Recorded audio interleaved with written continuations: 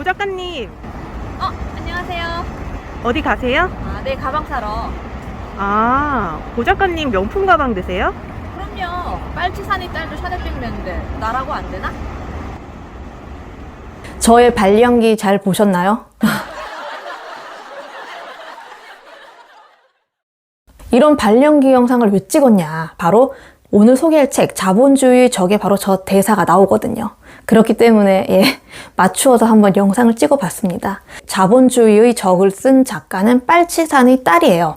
그런데 이제 샤넬백을 메고 학교에 강의를 나갔다가 자신이 가르치는 학생이 이렇게 말하는 걸 듣게 돼요.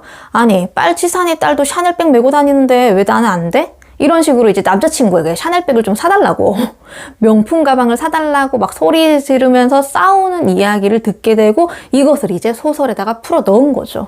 그 정지아 작가는 책에서 말하기를 아니 사실은 그거 내가 산 거 아니고 선배 언니가 거저준 명품 가방이다. 그리고 나도 사실은 명품 좋아한다. 그런데 무슨 빨치산의 딸이 명품 가방을 드냐? 너 변절한 거 아니냐? 라고 따지는 사람들이 종종 있다. 그런데 자본이 축적되어야지 자본주의가 가능한 건데 나는 절대 축적 안 하고 다 쓴다. 축적할 그런 것도 없다. 이게 바로 진정한 반자본주의적인 삶이다. 이렇게 재밌는 궤변을 늘어놓기도 해요. 이거는 마치 그러니까 좌파들이 강남에 살고 외제차를 사고 이러면은 막 이렇게 욕먹는 거랑 뭔가 비슷하다라고 볼 수 있는데 서면은 앉고 싶고 앉으면 눕고 싶은 게 사람 심리잖아요. 그게 인간 욕망이에요. 이거는 좌우를 떠나서 인간 본연의 욕망이라는 거지. 정지아 작가는 등단 이전인 1990년대에 부모님의 삶을 쓴 실록 빨치산의 딸을 펴냈는데요. 당시에 빨치산이었던 이태라는 사람이 남부군이라는 책을 출간하면서 막 빨치산 붐이 일어나고 인기를 얻을 때 이제 책을 낸 거죠.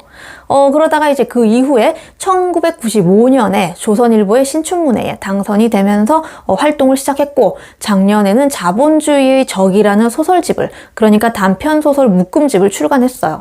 그리고 올해는 아버지의 해방일지라는 그 장편소설을 써서 출간을 했는데 현재 유시민 작가 등의 추천으로 베스트셀러에 올라와 있죠. 다른 사람들이 다 읽는 거 막 추천하는 거 하면은 재미없으니까 저는 좀 비주류이기 때문에 그래서 저는 자본주의의 적을 소개하도록 할게요. 그 정지아 작가님을 제가 기억하는 거는 2008년에 봄빛이라는 책이 나왔었는데 그 당시 서점에 그러니까 제 책 옆에 나란히 그 정지아 작가님의 책이 눕혀져 있었어요. 그래서 알게 된 거지. 하지만 그때는 제 책에만 관심이 있어서 그때는 관심이 없었는데 세월이 흐르고 이제 빨치산에 대해서 관심을 가지게 되면서 그 정 작가님의 다음 책을 내심 좀 기다리게 되었어요. 그런데 요즘 너무 활동을 잘 하고 계셔서 너무 기쁜 거죠, 제가. 이미 태어날 때부터 빨치산의 딸이라는 그런 프레임에 갇혀버린 인생이란 어떤 걸까? 그 인생은 어떤 것이며 또 그 글은 어떨 것인가? 어떤 작품을 쓰더라도 사람들이 이제 색안경을 끼고 볼 텐데 그 자신 역시 그 굴레로부터 자유롭지가 못하지 않을까? 그런 생각을 하면서 이제 그 정지아 작가님의 책을 기다렸던 거죠. 제가 빨치산에 처음 관심을 가지게 된 계기는 좀 부끄럽지만 아니 대체 그들은 산에서 도대체 어떻게 먹고 자고 하는 걸까? 이런 아주 원초적인 그런 궁금증 때문이었어요. 그러니까 도대체 밥은 어떻게 지어 먹으며 반찬은 어떻게 만들고 빨래는 어떻게 하고 잠은 어떻게 자고 아니 옷도 없고 물건도 없고 거기서 다 도대체 어떻게 하는 거지? 야영을 하는 것도 아니고 목숨 걸고 사는 건데 그렇게 오랜 세월을 산에서 사는 게 가능하단 말이야? 약간 그런 철없는 저의 궁금증이 그때부터 이제 시작이 되어서 빨치산에 대한 관심으로 이어지게 된 건데요. 그 소설의 한 챕터를 이야기해보자면은 그 산에서 붙잡힌 그러니까 작가의 어머니예요. 그 7년간 감옥살이를 하고 나서 이제 세상 밖으로 나와요. 그런데 출소 후의 세상은 해방 직후와 너무 달라서 그녀가 목숨 바쳐가며 지키려고 했던 것들이 이제는 아무도 그런 것들을 입에 올리지 않고 쓸모가 없어지게 되었다는 거죠. 그래서 그녀는 이제 혼자서 생각을 합니다. 내가 그때 산에서 그냥 죽었어야 했나?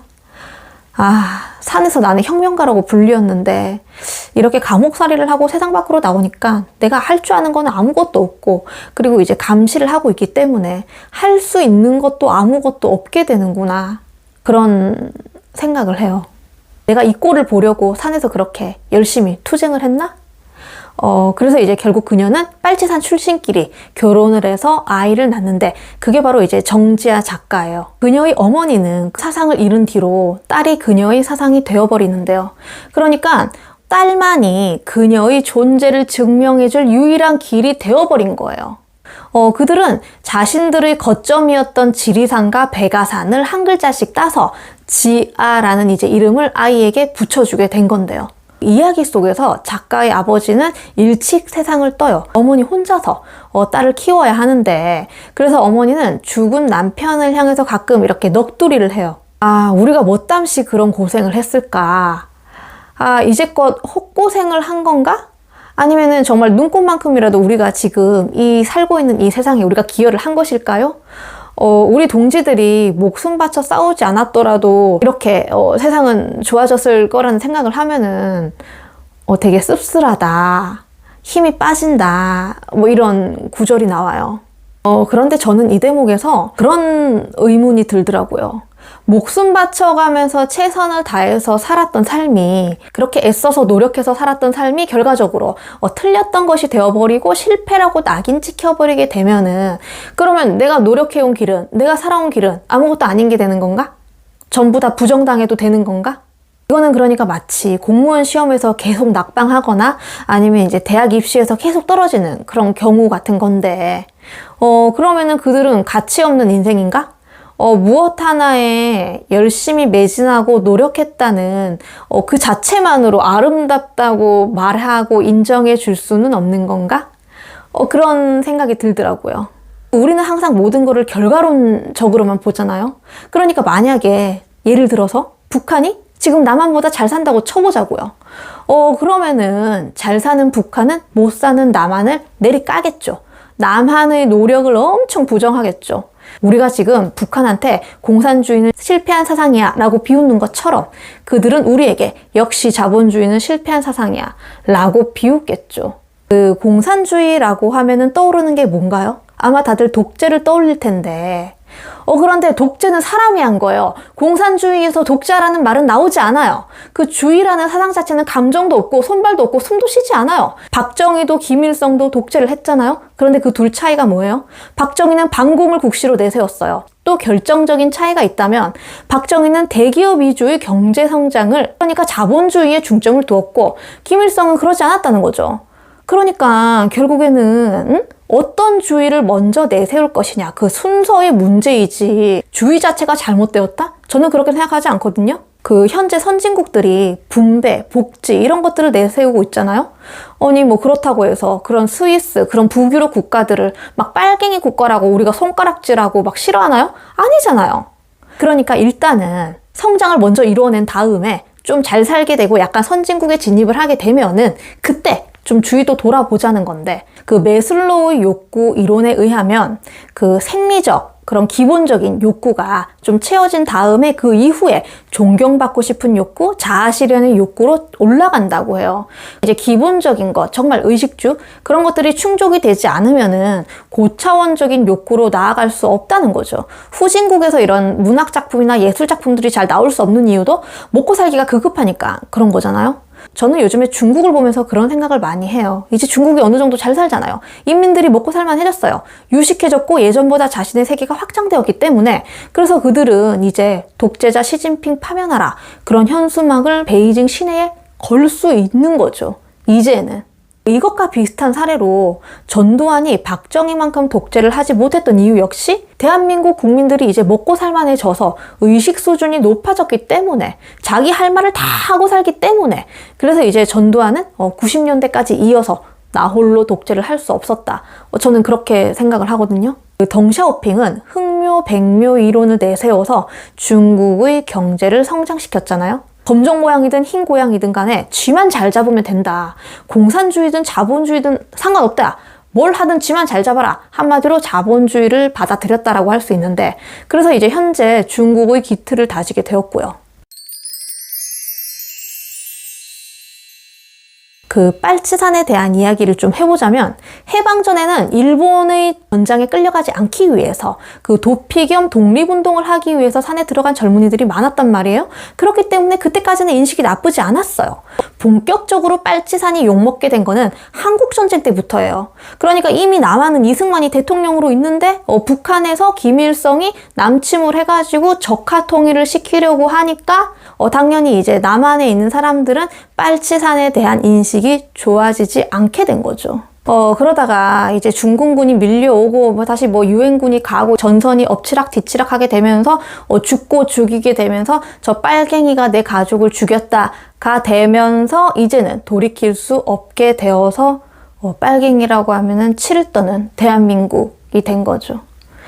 사실 휴전 협상 당시에 미군은 북한 측에다가 여기 남아있는 빨치산 다 데리고 가라 라고 몇 번이나 이야기를 했어요. 그런데 김일성이 다른 거는 다 무슨 대답을 했는데 그 질문만은 입을 싹 닦았단 말이에요. 왜냐? 자기 좋다고 지지한 애들 빼고 북한에서 다 숙청시켰거든. 응? 남로당 소속 빨치산이 북한에 와가지고 좋을 게 없거든. 쿠데타밖에 더 일으키겠어? 그래서 휴전 이후에도 2년 넘게 빨치산을 소탕하기 위해서 남한에서 그 난리통이 벌어졌잖아요. 그러니까 이 빨치산들은 김일성에게 뒤통수 제대로 맞은 거지. 그렇게 순수하다 못해 어리석은 빨치산들은 그 산에서 잡초를 이제 뽑아 먹으면서 결국에는 굶어 죽었고, 개중에는 이제 투항하는 일도 있었고, 그런데 이제 그들의 후손이 연자제에 묶여가지고 천덕꾸러기가 되어버렸고, 남한에서. 그러나 이제 세월이 이렇게 흘러서 이제는 이런 책도 환영을 받고 베스트셀러에 오르게 되었잖아요. 대한민국 자유민주주의 국가 진짜 만세 아닌가요? 저는 K문화가 잘 된 것도 다 이런 자유로운 분위기 덕분이라고 생각하거든요. 자유로운 분위기가 아니면은 결코 창작이 잘 될 수가 없어요. 예술작품이 잘 나올 수가 없어요. 결론은 무슨 주의를 다 떠나서 책 자체가 정말 재밌으니까 꼭 읽어보시기를 바라고요. 그러면은 저는 다음 시간에 새로운 이야기로 찾아오도록 하겠습니다. 시청해 주셔서 감사합니다. 구독은 힘이 됩니다. 안녕.